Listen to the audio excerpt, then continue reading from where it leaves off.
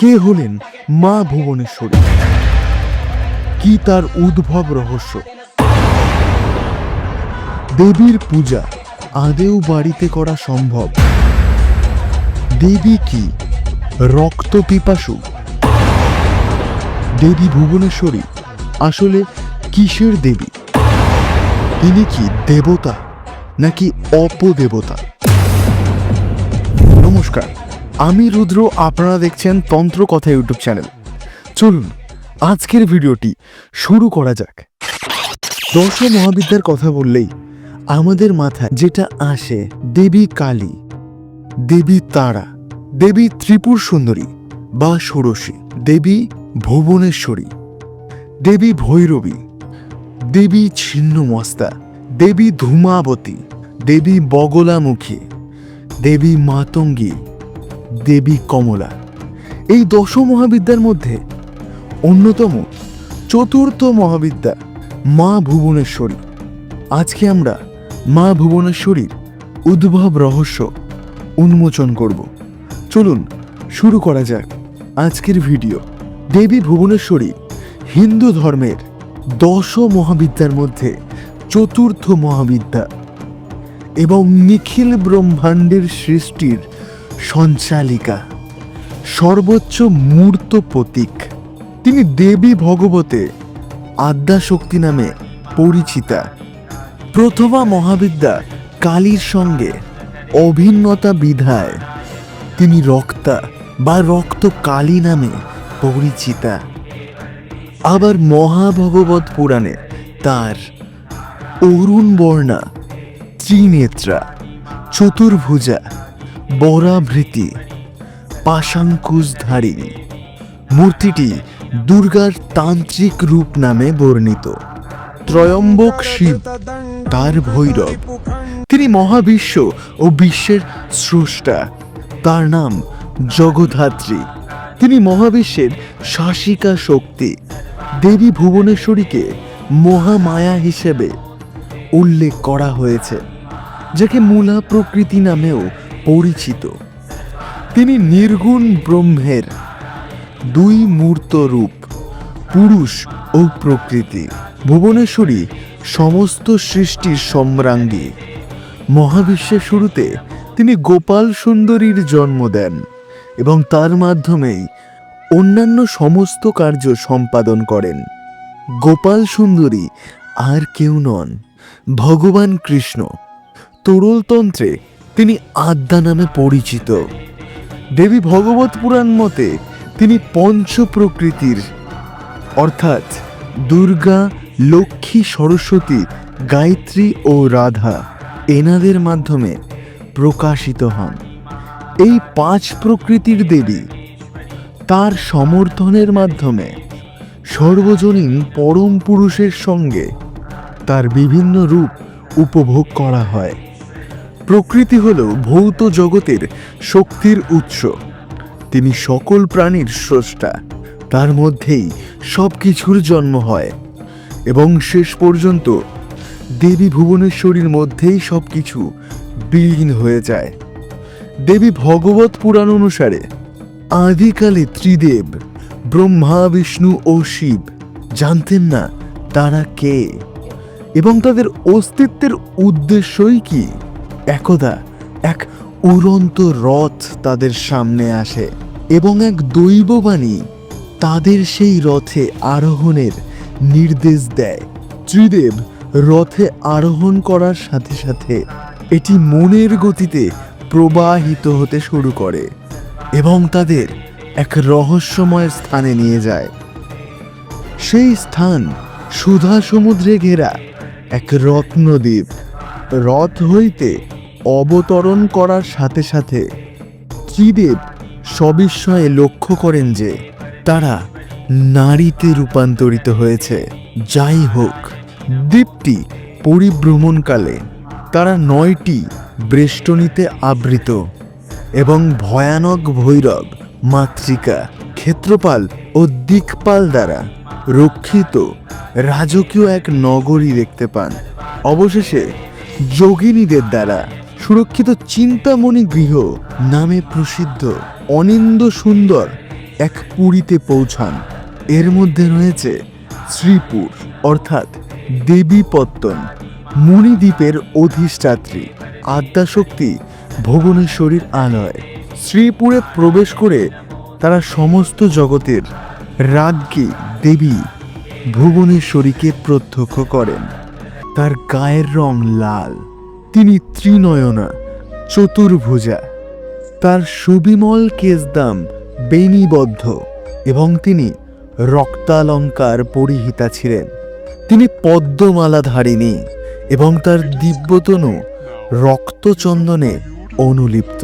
তিনি তার বাম হাতে বরদ মুদ্রা ও পাশ ধরেছিলেন এবং তার দক্ষিণ হাতে অভয় মুদ্রা ও অঙ্কুশধিত ছিল। তিনি বিবিধ মহার্ঘ অলঙ্কারে ভূষিতা ছিলেন এবং প্রধান গহনা হিসেবে বরাঙ্গ শোভিত ছিল চন্দ্রকলা লাঞ্ছিত সুন্দর মুকুটে। তিনি ভুবনেশ্বর ত্রয়ম্বকে বামাঙ্কে উপবেষ্টা ছিলেন। সৃষ্টির পূর্বে লীলাছলে দেবী ভগবতী তার দেহকে দুটি ভাগে ভাগ করেন। দক্ষিণাঙ্গে ভুবনেশ্বর ত্রয়ম্বক আবির্ভূতা হন।